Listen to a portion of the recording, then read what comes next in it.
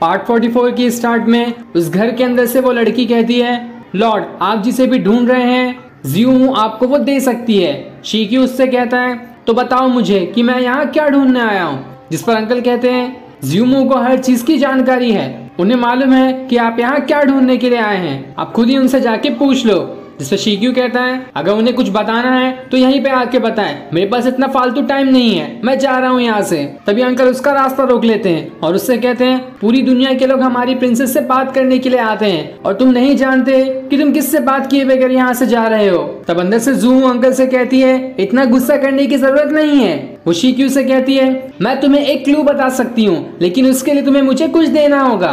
जिससे शिक्यू कहता है, मुझे बस लिन मिल जाए, जो तुम कहोगी मैं वही करूंगा। तब ज़्यूमू कहती है, यहाँ से थोड़ी दूर जाने पर आपको दो चट्टानें दिखेंगी जिन्हें स्काईफॉल कहा जाता है, और उस चट्टान के बीच में एक झोपड़ी है, जिस झोपड़ी के अंदर तुम्हें एक नक्शा मिलेगा, तुम्हें मेरे लिए वो नक्शा लाना है। शिक्यू कहता है, तो मुझे लिन कहाँ मिलेगी।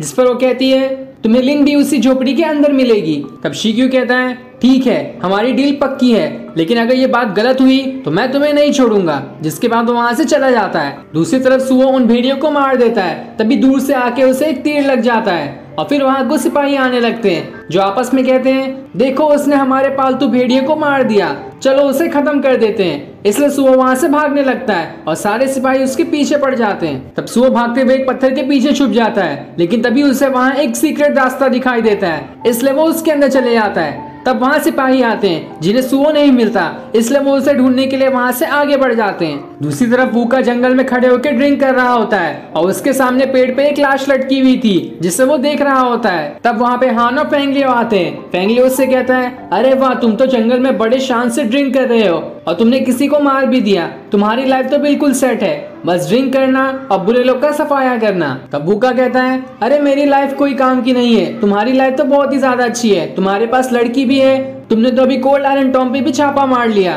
तुम तो बहुत ही ज्यादा फेमस हो, तुम्हारी लाइफ को कहते हैं सेट लाइफ। लेकिन मैंने इस आदमी को नहीं मारा है, जब मैं यहाँ आया तो ये शायद तुमसे ही बचकर भाग रहा था, तभी आकर उसे एक सीक्रेट वेपन लग गया जिस वजह से वो दीवार में ही लटक कर मर गया। तब फेंगलियो उसे बताता है, मैंने यहाँ से थोड़ी दूर हुआन ली की लाश को भी देखा है जो कि सीक्रेट वेपन का किंग कहलाता है, लेकिन आखिर उसे भी किसने मार दिया, उसे चू फैमिली की पॉइजन सुई से मारा गया था, पता नहीं आखिर ये सब कौन कर रहा है। दूसरी तरफ हम उसी झोपड़ी को देखते हैं जहाँ लिन को जंजीर से बांधा गया है। वो अपने चाकू से जंजीर को काटने की कोशिश करती है, लेकिन एक छोटा सा चाकू कहाँ इतनी बड़ी जंजीर को काट पाएगा। तब फिर वो गुस्से में कहती है, आखिर तुमने मुझे यहाँ बंद करके क्यों रखा है, मुझे यहाँ से जाने दो, इसी में तुम्हारी भलाई है, वरना तुम्हारे लिए बिल्कुल अच्छा नहीं होगा। तब उस घर के अंदर से वो फीमेल कहती है, अपना मुंह बंद करके रखो, तो मैं तुम्हारी जबान काट कर कुत्तों को खिला दूंगी।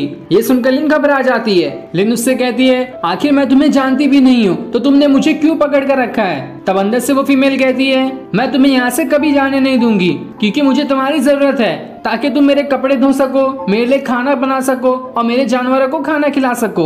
ये सुनकर लिन गुस्से में कहती है, क्या मैं तुम्हें कोई काम वाली दिखाई दे रही हूँ, और गुस्से में वो एक पत्थर उठा के उसके घर पे मार देती है। तब घर के अंदर से वो फीमेल कहती है, अब तो तुम 3 दिन और 3 रातों के लिए भूखी रहोगी, तब तुम्हारी अकल ठिकाने आ जाएगी। ये सुनकर लिन एकदम परेशान हो जाती है कि अब वो क्या करेगी। दूसरी तरफ जियान को ऐसा महसूस होता है कि उसके कमरे में कोई और भी है, इसलिए वो चौकन्ने हो जाता है। तभी उसके सामने कुछ आत्माएं आती हैं जो जियान से कहती है, क्यों भाई तुम हमें भूल गए क्या। जियान कहता है, तुम आखिर जिंदा हो या फिर मर गए। जिस पर वो आत्माएं कहती है, तुमने ही तो हमें मारा था, तो फिर तुम कैसे भूल सकते हो कि हम जिंदा हैं या फिर मर गए। ये सुनकर जियान एकदम गुस्सा हो जाता है और अपनी स्वॉर्ड निकालकर उन आत्माओं से लड़ने लगता है। जिनसे लड़ते हुए वो कहता है, मुझे कोई फर्क नहीं पड़ता कि तुम जिंदा हो या फिर मर गए, अगर तुम्हारे अंदर हिम्मत है तो आकर मुझसे अपना बदला ले लो। तभी वहाँ उसके फादर की आत्मा आने लगती है, जिसे देखकर वो एकदम घबरा जाता है और घबराहट में उसकी आंख खुल जाती है, यानी कि वो सब ये बस सपना देख रहा था। अब अगले दिन जियान के पास वूहान, लीमू और चैनचिन आते हैं। जियान उनसे कहता है, तुम्हें फोर्थ फैमिली की रिपोर्ट देनी है, लेकिन मैं उसे पहले ही देख चुका हूँ। लीमू कहती है, काफी लंबी मीटिंग में ये तय किया गया है कि किसी न किसी को तनेकू टॉम और कोल्ड आयरन टॉम में हुए नुकसान का जिम्मेदार होना होगा। चू अभी साइकिक टावर में बंद है और यंग मास्टर के लीडर होने की वजह से उन्हें ही ये जिम्मेदारी उठानी पड़ेगी। चानचिन कहता है, मोरोंग के पास 2 फैसले हैं, या फिर वो अपनी क्वेंचिंग स्वॉर्ड दे दे और हमेशा के लिए साइकिक टावर में बंद हो जाए, या फिर उन्हें पनिशमेंट सहना होगा। और अगर मेरी मानो तो मोरोंग को अपनी स्वॉर्ड दे देनी लेनी चाहिए और हमेशा के लिए साइकिक टावर में बंद हो जाना चाहिए, क्योंकि वो पनिशमेंट नहीं सह सकते। उन्हें बॉडी ब्रेकिंग की पनिशमेंट दी जाएगी, जो अब तक के हजारों सालों से सिर्फ 7 लोगों को मिली है, जिसमें से 6 लोग उसी टाइम मारे गए। तो मेरी सलाह यही है कि आप उनसे क्वेंचिंग स्वॉर्ड हमें वापस कर दें। ये सुनकर जियान सोच में पड़ जाता है कि आखिर वो क्या करेगा। तभी वहाँ दरवाजा खोल के मोरोंग आता है और सभी से कहता है, मैं बॉडी ब्रेकिंग पनिशमेंट को ही स्वीकार करूंगा। वो जियान से कहता है, मुझे यही पनिशमेंट लेने की इजाजत दीजिए, क्योंकि आप ही ने कहा था कि मोरोंग फैमिली कभी किसी के सामने नहीं झुकेगी, बल्कि सर उठाकर मरना पसंद करेगी। इसलिए मैं चाहता हूँ कि मुझे बॉडी ब्रेकिंग पनिशमेंट मिले। तब जियान उससे कहता है, तुम बिल्कुल अपने भाइयों की तरह हो, वो लोग भी ऐसे ही थे।